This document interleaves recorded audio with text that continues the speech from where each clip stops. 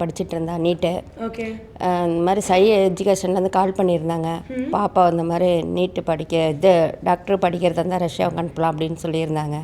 ஒரு நாள் பிரியா மேமை போய் பார்த்துருந்தேன், சாரையும் பார்த்தேன். அப்புறம் அவங்க எல்லாமே சொல்லியிருந்தாங்க இந்த மாதிரி படிக்கலாம், இவ்வளோ அமௌண்ட் ஆகுன்னு எல்லாமே சொல்லியிருந்தாங்க. எனக்கு ரொம்ப பிடிச்சிருந்தது. பாப்பா டாக்டராகி வரணும்னு நான் ஆசைப்பட்டேன். இல்லை, ஃபஸ்ட் நான் நீட்டு படிச்சுட்டு இருக்கும்போது அம்மாவுக்கு 2-3 டைம் கால் பண்ணியிருக்காங்க. சரி, அப்புறம் நீட்டு முடிச்சு அப்ராட் தான் போகிறோன்னு முடிவு பண்ணோடனே 4-5 கன்சல்டன்சிக்கு ஃபோன் பண்ணி பார்த்தோம் நாங்களும். சரி, இவங்க சொன்னது கொஞ்சம் ப்ராமிசிங்காக இருந்தது, அதனால் சூஸ் பண்ணி 2 வருஷமாக ஃபாலோ பண்ணிகிட்டு இருக்காங்க. அப்புறம் சரி, நாங்கள் மார்க் கொஞ்சம் லோவானதுமே நாங்கள் அந்த பிரியா மேம் இல்லை ராஜேஸ்வரின்னு சொல்லிட்டு ஒரு மேம் இதே ஸ்கையில் தான் பேசினாங்க. அப்புறம் பிரியா மேம் கால் பண்ணி அவங்க பேசினாங்க. அப்புறம் கார்த்திக் சார் 2 பேரும் நல்லா கைட் பண்ணாங்க, நல்லா இருந்துச்சு. என்னோடய ஃப்ரெண்டு மூலயமா கன்சல்டன்சி ரெஃபர் பண்ணாங்க.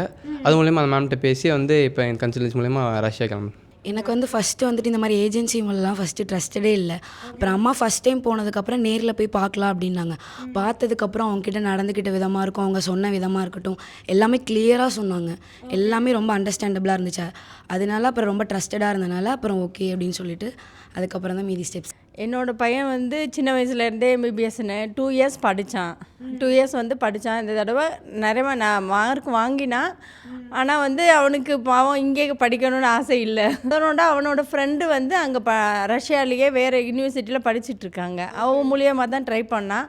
அதுக்கப்புறம் இந்த மேம் எங்களுக்கு இருக்க கன்சல்டன்சி இவனோட சின்ன வயசு கிளாஸ் மிஸ்ஸு. ஓ, ஓகே.